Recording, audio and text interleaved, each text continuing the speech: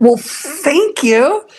Great introduction, and I really am happy about my this last year was really a significant goal of really pushing and furthering critical thinking. And then we're faced with AI. Explosion in the last, what, 2.5 years, came out pretty much October, November of 2023. And we have just seen AI explode um, with almost every facet and corner of our daily lives. So I should be able to share my screen. I'm going to put my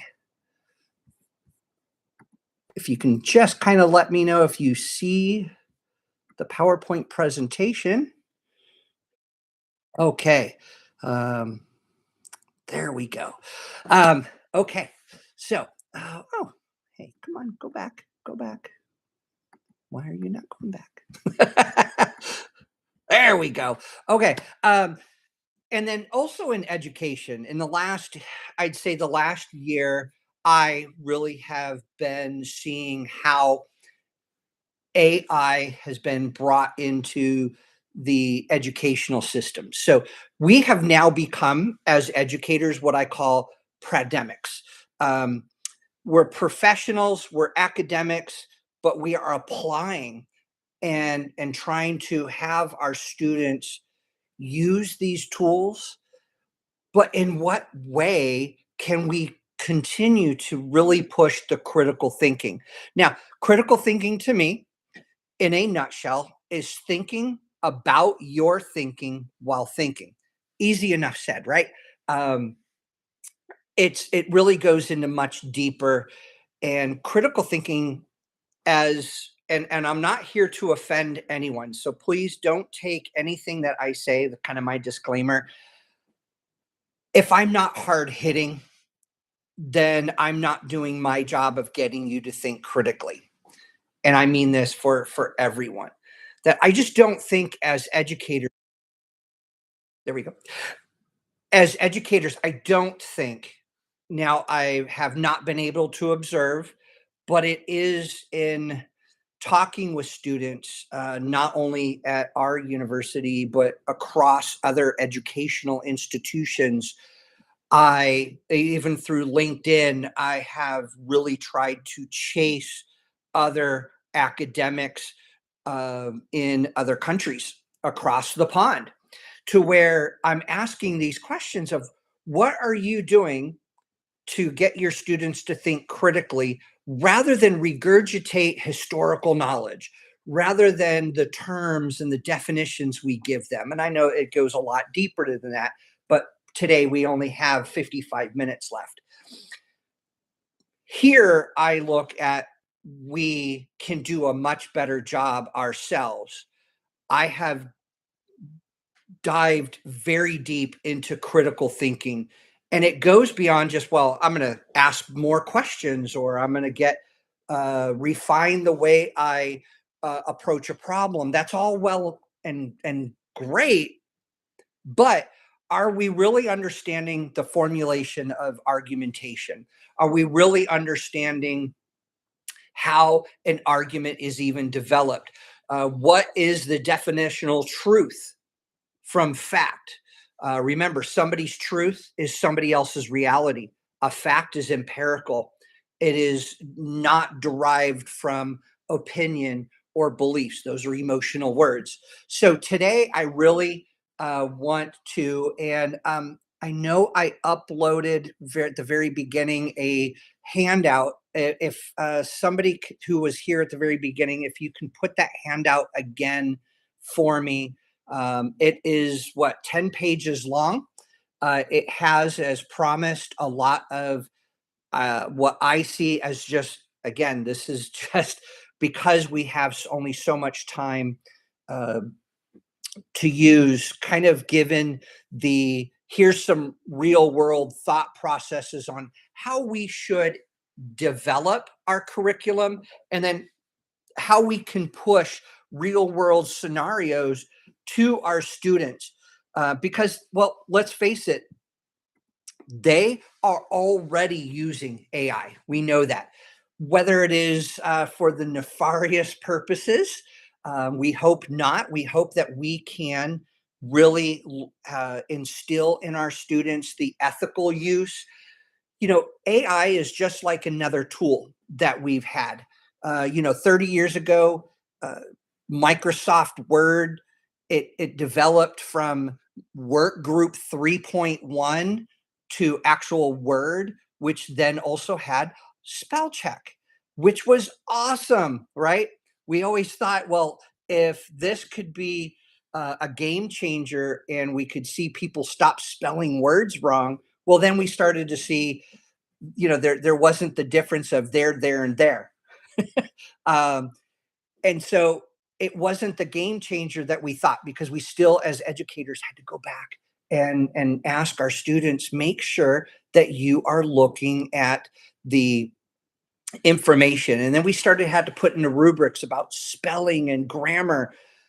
Well, the real question really is now about the design. We have to stop denying that AI is out there, that, AI checkers don't work. Let's have our agreement that that's exactly what's happening. We can try to discuss this, but let's go on the premise that AI checkers don't work.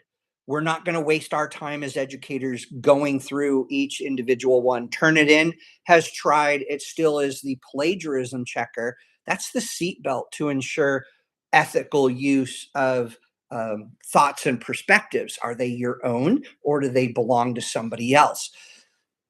Our goal here is really, as AI as a thinking partner. It's not the answer machine that a lot of students still believe. And I do. I have a lot of graduate students, I have doctoral students, I have postdoctoral students that I mentor, that literally say, "Well, I can plug my prompt in and then I get, my answer." Well, no, it's not an answer. AI, while it has now ingested what they call all human knowledge, it has. It is at that PhD level, but that PhD level, what it's missing is it cannot do the analysis, the so what for. That's where, to me, it is an answer machine in that aspect, but it is a thinking partner. How do we ingest this, that we have this tool? And that's why I have the quote down here. If a tool can produce a polished product instantly, we do know within seconds, it can take a polished, what you see as, we can write, we can dictate to it. I dictate to it a lot. And then I say, make this a clear, concise, and succinct, polished, ready for publication, ready article. And it will do that in less than 5 minutes.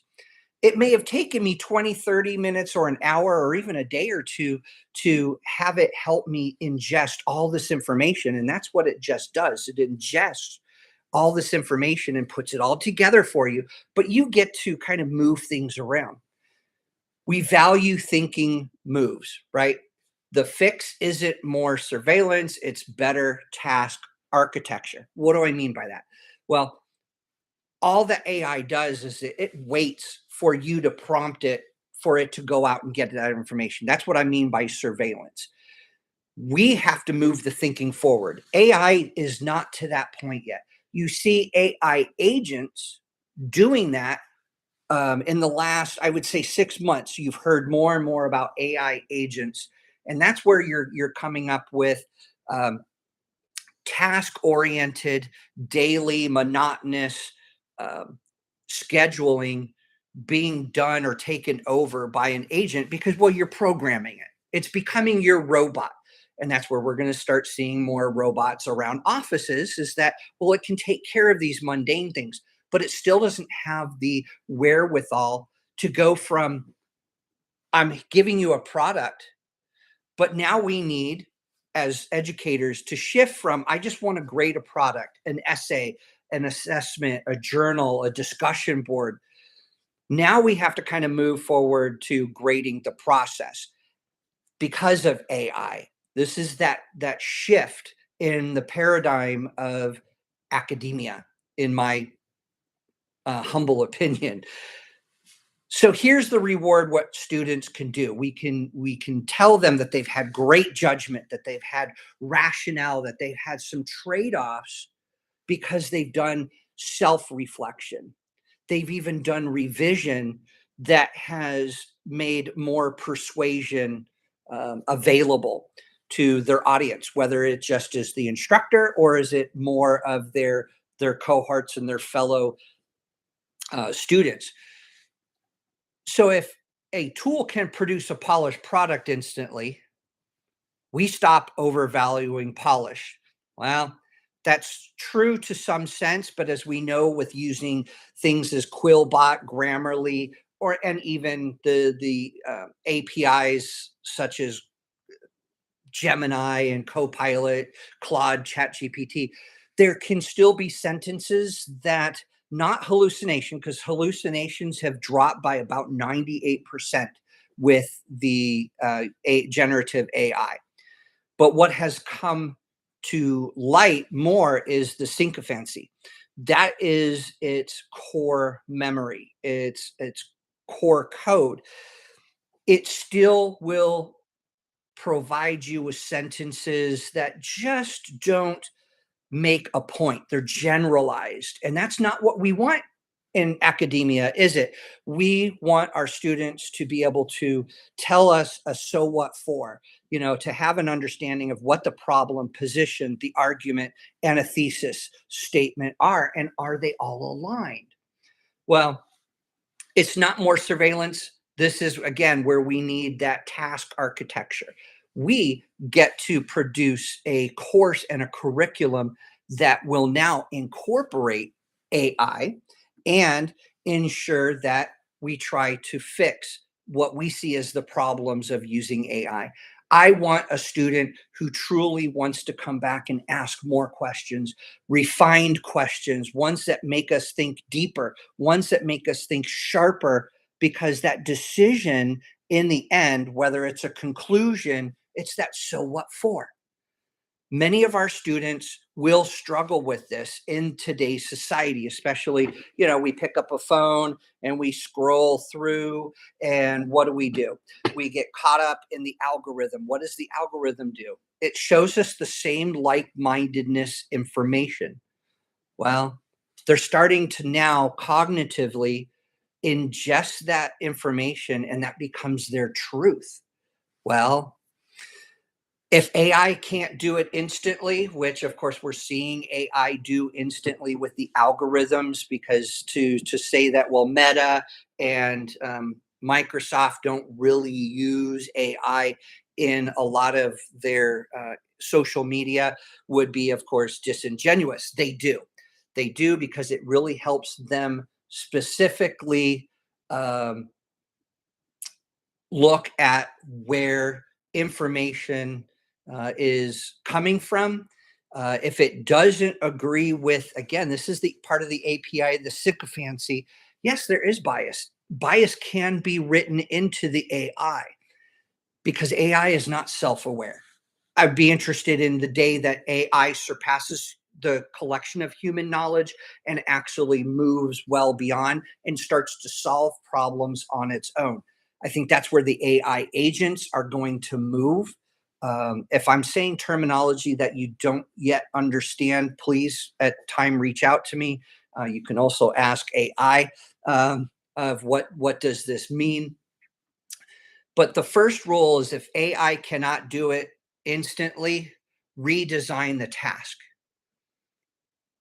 Anybody not understand where I'm coming from with that? That's kind of my what I say is the number one rule is, if it cannot do it instantly, you got to redesign the task. Because AI, when you start to type in prompts, if it starts saying that it's just processing, and it looks like it's processing, if it doesn't do it literally within 2 to 5 seconds, you have to redesign that prompt. That's the task. AI at this point should have more or less than 1 to 2 seconds to write a 2,500 word essay. You'll watch it, write it, but it's already ingested everything within 1 to 2 seconds. That's how fast AI is writing. So if you put in a prompt and it's just kind of spinning its wheels, you're going to have to rewrite the task. And that goes for even your development of curriculum. So when rule number 2 applies is grade reasoning and the decisions, not just the answers. We as academics can and should use AI in addition to our human reasoning and our human logic. I will look at a essay. I will dictate to my AI, reading through the student's paper of what I think is incorrect, what needs to be improved, maybe what was wrong, where citations needed to be, improper argumentation. I can now start to expand well beyond just the polish. Our rubrics talk about APA, but where are we saying, tell me, not only tell me you have all this information, where did you get it? Don't write us a summary because that's what AI will continue to do. Use what we can justify why and how. That's the thinking. If you have a student write a paper using AI, that's great. Have them do that. But the majority of the paper actually should be, how did you arrive at this? Meaning showing prompts, right? Showing what I call the stacking and the layering.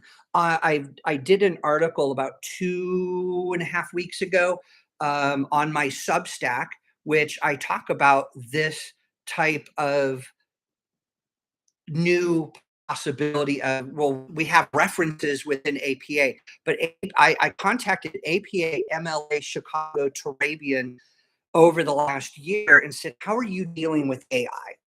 APA actually came back and said, we're not.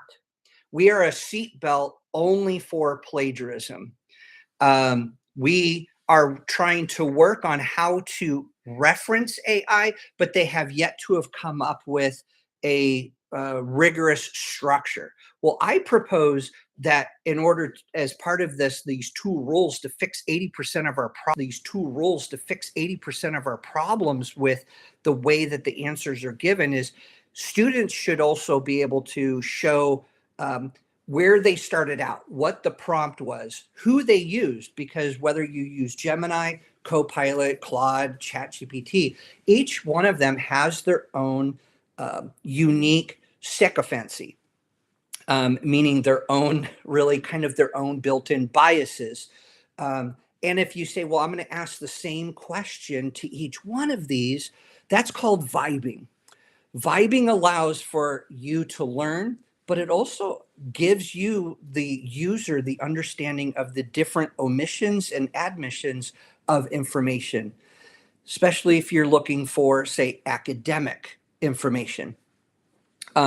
You have that ability, and so does the student, to really look at, okay, now I can build my reference list to show how I arrived and why I arrived with that reasoning, that decision at the end. We too, as academics and graders, can actually use that very much towards our advantage of, like I said, I use it, I will run the directions, the rubric, and my own thought process through the paper and provide, I've had a couple of students who said, oh my gosh, the detail of feedback on a 2 to 3 page essay was 4 pages long.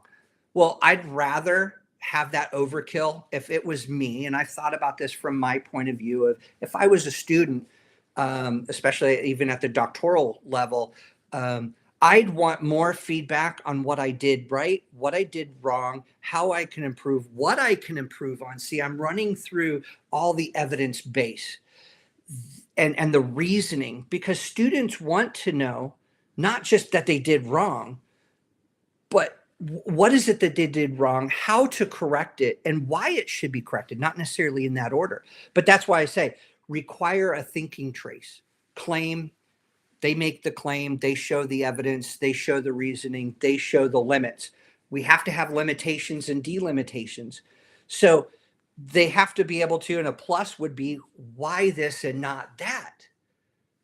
If we give that prompt, then those students will start to learn, again, thinking critically about the information, to me, will help them significantly start to formulate and understand and give us more time as academic instructors to go over what is critical thinking in the use of AI, because we've all cut down on the time that it takes us to produce a product, to give feedback. But can we not now go into, okay, so how do you formulate an argument? I mean, you have to have the argument, right? The statement. Then you have to have the premise, and you can have 1, 2, 3, 4 premises. Then the therefore line. I talk kind of in the algebraic formulation, the therefore and the conclusion. If you have an argument and you say these are the 4 premises, in order, if they're all true, then the conclusion has to be true. Therefore, the conclusion has to be true. But if any one of the premises, say 1 through 3, are true, then the conclusion is true. But what about number 4? If we say 4 is a separate argument, therefore it would have a separate conclusion, 4 could be completely false, but that doesn't mean the conclusion has to be true. The conclusion can be false as well for that premise. But this is the way we have to be able to split down and break down an argument. This is part of critical thinking that we as a society, we no longer do. And which to me is the reasoning why I wrote at least my first book, Precision in Perspective. It's about the analytical mindset of, do we even understand our own fallacies, our incorrect argumentation, the way that we read, the way that we listen. That's the other part, is that about 80% of critical thinking should be listening.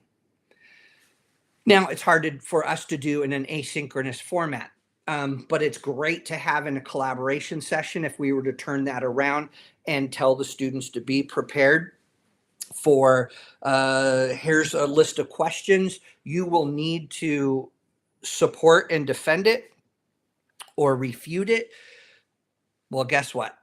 It's their ability now to think critically, and you can use that to get them to think more about how they come to their conclusions, not that just AI is coming to that conclusion for them.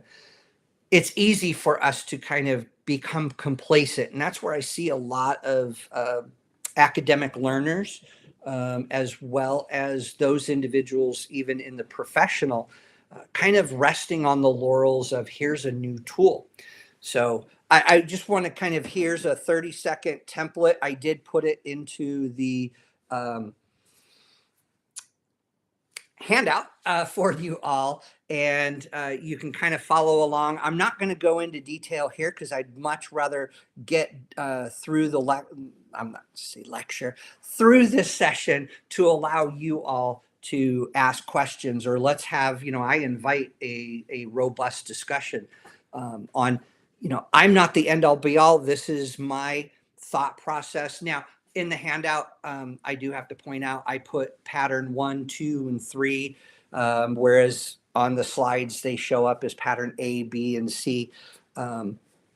So here's a pattern B, is that you would first have a student draft their paper. You have AI critique, or they have AI critique it. You can write a prompt specifically for that, showing gaps, assumptions, and counter arguments to what they say is their argument. See, we have to open each other's eyes when, what is an argument, whether you agree or disagree, and especially if you disagree with somebody's argument, are you able to formulate a counter argument? Not just to say you're wrong. Here is where I don't agree and why. That should be the elevator pitch. You should be able to quickly uh, pull out that somebody is making an assumption, especially if we're having a dialogue, whether that is in a written form in discussions or it is on a Zoom call, that type of format. It can really be done, and we lack that as a society of sitting down, just having conversation to where we could pick up on, well, there's a gap in my knowledge, there's a gap in your knowledge. A lot of times we're not humble enough to say, interesting, I did not know that bit of information. You're not confirming that the person is right and that the information is true or factual. What you're doing is you're giving them the understanding is, and yourself, you have a gap in knowledge. You're not privy to, say, any information that can critique. Whereas AI does have that ability. I've run through a lot of papers where I specifically ask AI to pick out gaps, assumptions, and present counter arguments. And with that, I ask them, how do you know that this was an assumption that they just penned? This is where, again, we try to tell students you need to revise and explain your decisions, source your information. You're missing citations, you're missing references. I think that students all too often, again, rest on the laurels. And I do pick on students a lot because whereas I can't pick on us, we should know better as academics. And I do know a lot of my colleagues already do this, is we ask them, well, how did you come to that conclusion?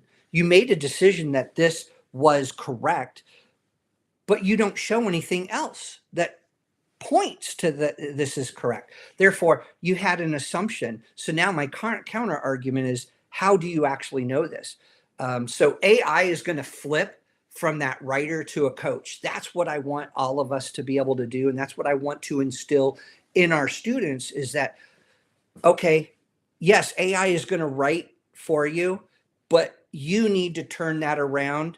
And in order to just say, you'll stop at the writer and say, copy, paste. No, you need to take it one step further and say, you are now the coach.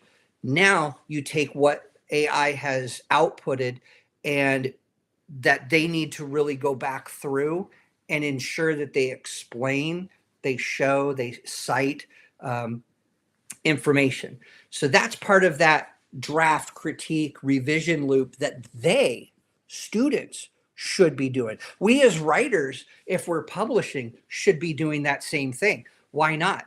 I know a lot of publications say no, they won't accept AI derived written information, but I also have seen some publications saying if you do use AI, one, you have to have the AI statement, and I talk about that here as well today.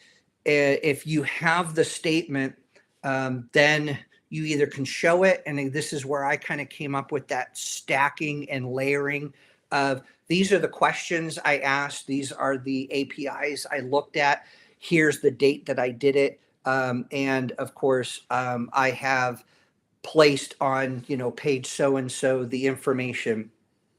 But I've also taken the time and I look back at what prompts did I use. So AI struggles to fake well. We know that, although AI has, again, hallucinations are 1% to 2%, and it's usually direct URLs. If it doesn't know the information, now it just goes to generalities rather than making something up. So I want us to really look at that local context, that course artifact. What are we asking them to do? This is where it's going to push us as instructional designers, as curriculum developers, as subject matter experts to really put that unique data in there and not talk about generalities anymore. We need to be able to have that a product of at least one counter example required from the student that is not AI generated. That's not going to be able to be AI generated because we're human. We can still outthink when it comes to the information that AI will, give us the gist of. We can still outthink it because we have the institutional knowledge. We have the life experience, the situations that are very different, especially, I teach a lot of criminal justice, some homeland security, my counterterrorism background for 30 years. You know, terrorists they're criminals. They think in very abstract ways, and when you think they're going to zig, they zag. AI cannot predict that. AI is not a great predictor of the future and how things are going to turn out. That's where you can counter example something of, well, we can give real life experience based on our background. I mean, that's what we're here for, right? We got hired and we are academics because we bring a wealth of knowledge to the table, stuff that AI cannot give for us. So I look at, here's some of the prompts that you could use. These ones I've kind of put out in my own AI for some of the assignments that I've produced, and I've asked, can you do this? But they're constraints now. They're not, I want you to go do all this. I just ask it, use your data set, or I've said the output or the observations that you've made to do X, Y, Z. So now I've kind of constrained it to only what it's put out before. See, if we started running log, which this is part of the nuance of learning and understanding AI and APIs, is that some students, and I've asked and I've had Zoom calls to show me, because I want to learn from what are they doing right, what are they doing wrong. And I would love that, instituting that as kind of a Zoom or Ring Central, some kind of podcast, if you will, with a student to say, okay, let's work through an assignment that would, at the end, you're going to think critically about it. So it gets them out of the realm of, I'm going to type in what I want, I'm going to see that it types it up, and then I'm going to go change a few things. I'm going to cut and paste into the Word document. I'm going to upload. That's my assignment. They may still get an A. But if we use a new way of thinking from the instructor side point, generic gets easy AIs, right? We get the quick and easy write-up that looks great, but is that the real student? Sometimes we could take exactly their introductions and really get a feel for who is that person. It's that first impression. Well, with AI, now they're polishing their introductions, and their writings actually come out to look more highly polished. Well, I would say let's look at the integrity and the learning aspect that we can inject. Again, in the handout, I talk about the 2-draft workflow, and that is, one, we have a human. It's timed. It's highly structured by you, the instructor. But then we have the AI-assisted revision. We ask, here is, and that's why I kind of brought up in the last slide, was if we can ask a student or students on a recorded, proctored, write out what you want. Use AI as you want. You're going to be timed on how much time, or that it's got to be within only so many words, highly structured, headings, subheadings, sections, or page ramifications in there. And then you'll have that draft number 2 would be, run that paper through. How are you going to write up your AI assisted revision prompt? And then come out with, submit both a 200 word, a little over a 200 word reflection of what differences did you see. It's just not mechanical differences. What we're trying to get them to do is, where did AI do right and do wrong, do strong and do weak from you, the human? Because the human is writing everything out to begin with. no AI assistance. That's that second draft. Um, and again, that's the reason I say it should be proctored, because we don't want someone using AI to ask the question, write it out, and then try to pass it back through AI again. No, this is, you have to write it. We can see every keystroke. You've got to be able to write this much in this amount of time. So it gives that pressure, because a lot of jobs these days have, if you're going to write something, I'm come from the intelligence community, where there are times that we have tactical and operational reporting that has to be written quickly for a decision maker to be able to come to a better judgment in order to figure out a new path or course of action.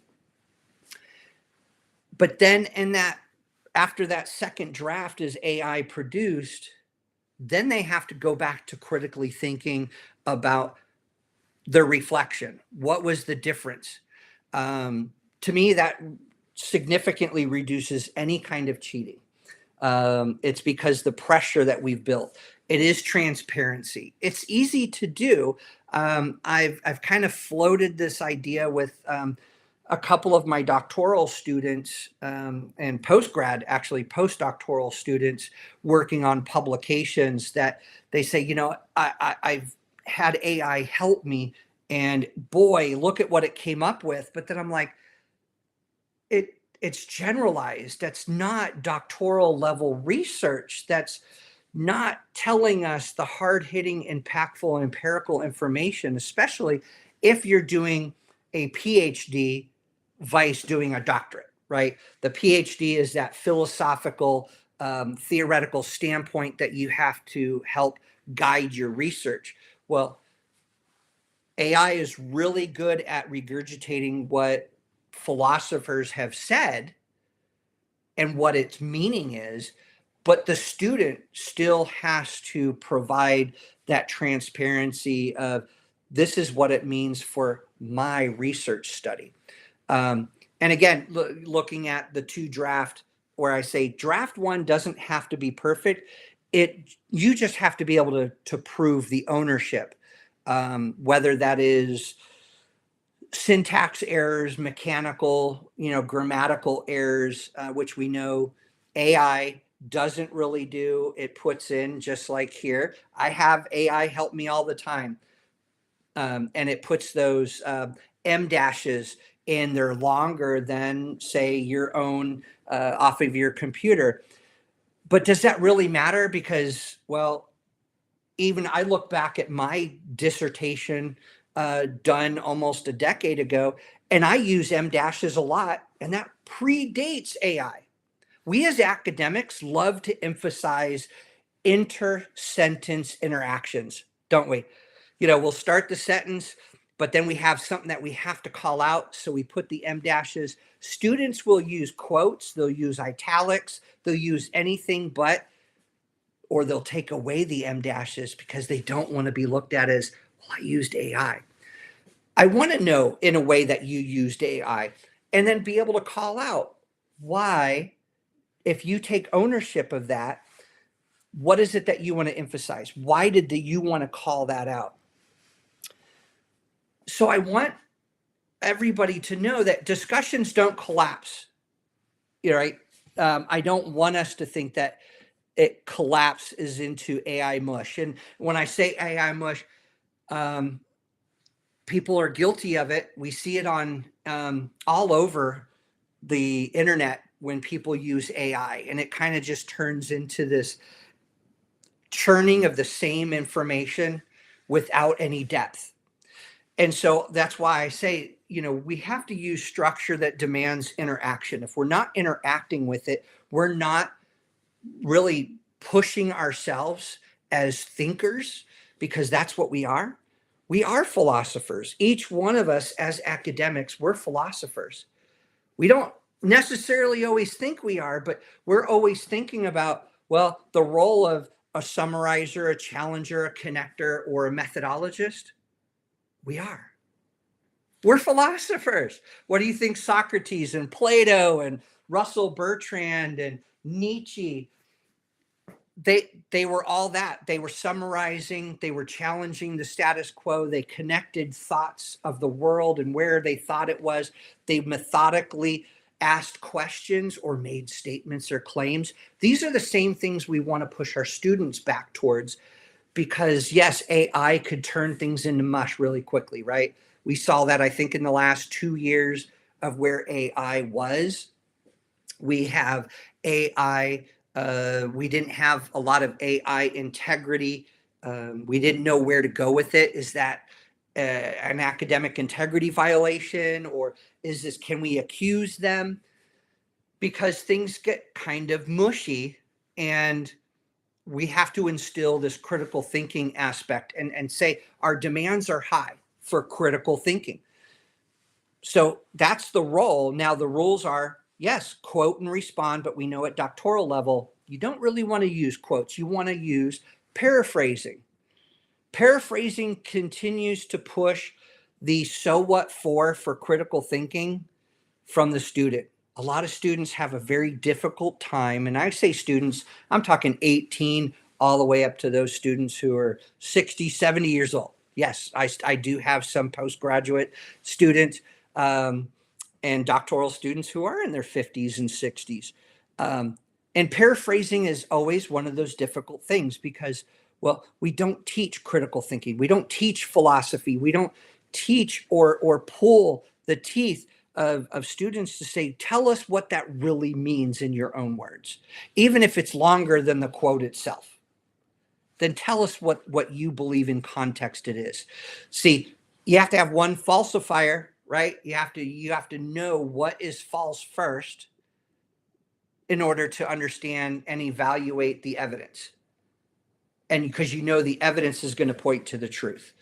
So, whereas AI will always just put out not necessarily false information, it now pulls out the generalization. Whereas it used to 2 years ago. Say again?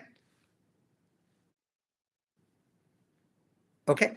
Um, so we have to have that evidence required of how is this false or how is this truth. Um, I'm going to explain this really fast because I know that I knew by the time I got to this slide, we need to button up. But you have the summarizer, you have the challenger, the connector, the methodologist. And then I say, to make it easy, you rotate these roles through students. So you put this to the students to say, if you have 10 students in the class, you're going to have 4 different people act as, say, each one of these individuals, and then you'll kind of randomly, and today you can randomly put in names and say assign one of these 4 roles randomly each week to somebody else in the class, and it will, which is great because it takes a lot of the pressure off of you. But this gets that critical thinking back in, that they can no longer just use AI. And if they do, well, you're going to start to see the generalization that AI does produce rather than the hard hitting information that you really want, whether it's from a summarizer, it's from a challenger. I call it the steel man, that they come out no matter what, they're going to have a big counter argument that hopefully the others will have a hard time answering. Um, if it's too quick, then you know AI was used somewhere in there. The connector, you want to have somebody who says, I'm going to link these readings to another peer's report, um, so on and so forth. They can look at the information to see, hey, this other peer tied information and it comes from AI. So therefore, if this peer's paper, so you get what I'm saying? It's students will turn in. AI is almost like I said, generalization. If everybody turns in the same essay, well, then you're starting to see the same type of argumentation. I see it in discussion boards all the time. We used to see that it would say in conclusion or in summary. Well, you're starting to see the same lines that you could tell students are putting in on essays, putting in on discussion boards, journals, so on. This is why you have somebody that's the methodologist. They are looking for, well, what evidence would actually settle these arguments? Would, more sources, would a better explanation in layman's terms give us that outside of AI and get people back to critically thinking? That's part of that feedback. We have to reward thinking. And I say, and scales online, because we know where people will start, and we want to up that scale. We want to give them that reward of, you're doing better critical thinking. It's not just about how well you polish. Did you do the analysis? Was the content there? Was the accuracy of the directions followed? And then the writing. I think that it's time to almost look at reevaluation of our rubrics within higher education to incorporate a lot more of the AI, trying to turn AI back into this critical thinking mode. Starting to ask that why. What would change your mind type reasoning in assignments, and almost making it a verbal audio video to have them defend what they wrote without, that, okay, assignment one is you're going to write, you can use AI, write your essay, 2 pages, without seeing what unit 2 or week number 2 assignment is going to be. You're now going to do a short audio or video saying, here's where I have to change your mind that this was not written by AI. I want students to really be put on the bench, if you will, of they have to now support and defend that they use this tool, which is fine. I would say use it, because they're still going to get the information, because now they're being forced to read through the information and see what they can support and defend. And then you give 3 copy paste feedback stems, like, your claim is clear, although you're missing this step, name the assumption. You can come back with these questions that they have to then answer in this short audio video. It's that transparency, and is going to be greater than the policing. I feel like we as instructors can sometimes feel like we're always policing the assignments and such, that we try to get away from that.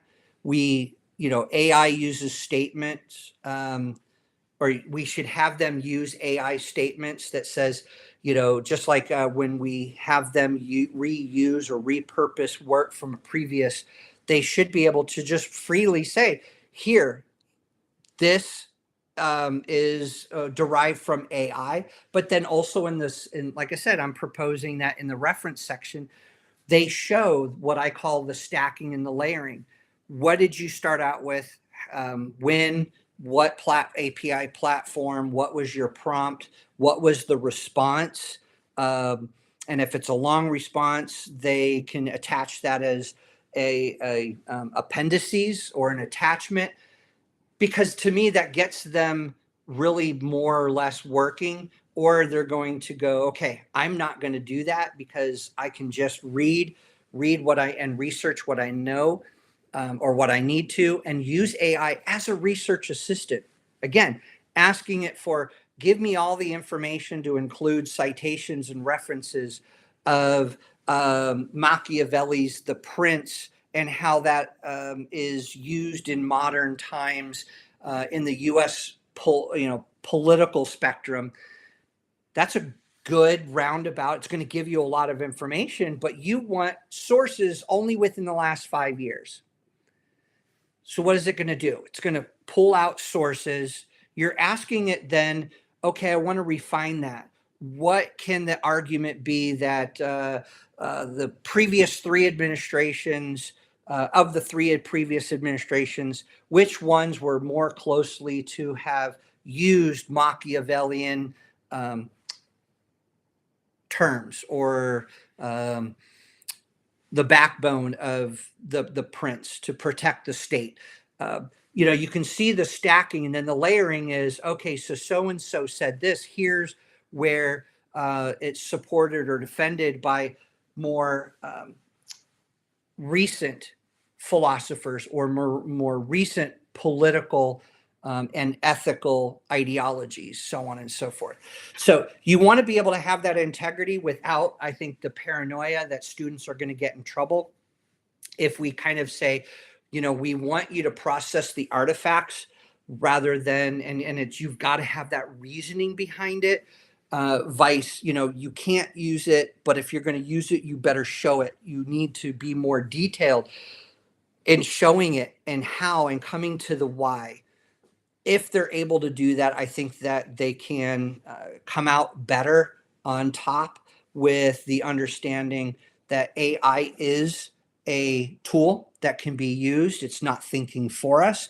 It's helping maybe get deeper into a problem, an issue, maybe even help explain it, maybe give recommendations, implications, tell us the limitations or the delimitations of events, situations and circumstances, and even draw conclusions that can be spelled out by using the human mind more explicitly. So that's why, I think having that ability to tell students, here's the toolkit that you can use. You're not punished for using AI. You're penalized for hiding it. I want to flip that paradigm of that students who are still afraid, because I would say probably 8 out of 10 of my students that I talk to, when I ask, how familiar are you with AI? They will say, I try to stay away from it. And I'm like, why? It's a significant tool, just like Grammarly is, just like Quillbot. It will help you rewrite. I just don't want you to have it write the whole thing for you, but just show us how you got from A to B or A to Z, like you would say in algebra or calculus, that in trigonometry. It's not that you arrive to the answer. We want to see the stages, right? Because think about, I grew up during the 70s when calculators came out in classrooms. They were barred. We weren't allowed to use them. Everything had to be on paper, and we had to show that. That's that transparency. But then when we went home, you had the calculator and you used it and you gave the answer. I know that I went back to school and had plenty of math teachers throughout, 6th, 7th, 8th, 9th grade asked me, well, how did you arrive to that? You used a calculator, didn't you? And you almost felt that flight or fright. Like, oh, do I say that? Yes, I used a calculator and I plugged in the numbers, but I didn't do anything else. Oh, so anyways, that's where I start to try to go, okay, can we redesign discussions or even redesign assignments and curriculum enough to really shift our whole culture? And that's what I really think that we can. I don't have all the answers. These are just my thought processes of where can students use AI? Are they able to think and trace where their thinking is? I don't want to be a policeman. I want to learn with the students, and I always learn when I am reading their assignments. And like I said, I use AI, I dictate to it because I'm reading their assignments, and I'm saying, I'm not just running the assignment through an AI bot to say, figure out what they did right, what they did wrong, according to the rubric, according to the directions. And then it spits out a couple of sentences that they did this, this, and this. No, I really want to add to that grading. Yes, I want to be able to have the rubric checked, but I want to have aligned comments that are very specific to what I see.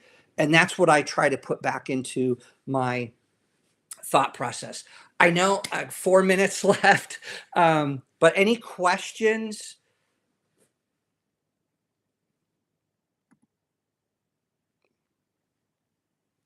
Okay. I probably is everybody just jaw dropped, or did I offend? So I here's like my information. If you ever need it, I can be found all over the internet. Like I said, I really love collaboration. I hate that we live in a world that we're all disconnected, but I would love to not work in a vacuum.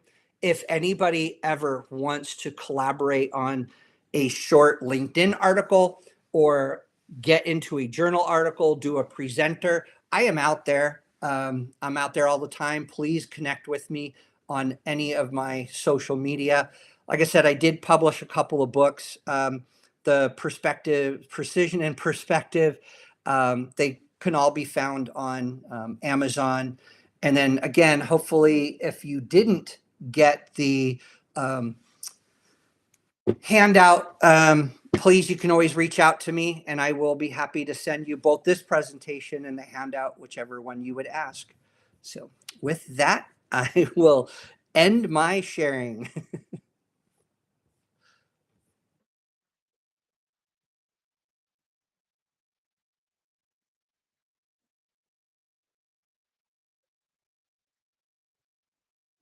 Please do. Yep, please do. And I will answer everybody.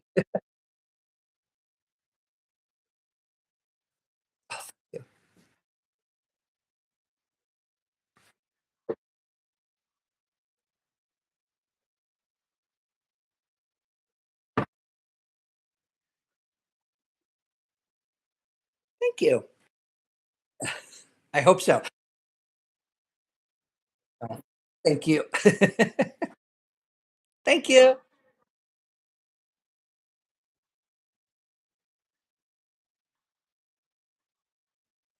Bye bye. Thank you for having me.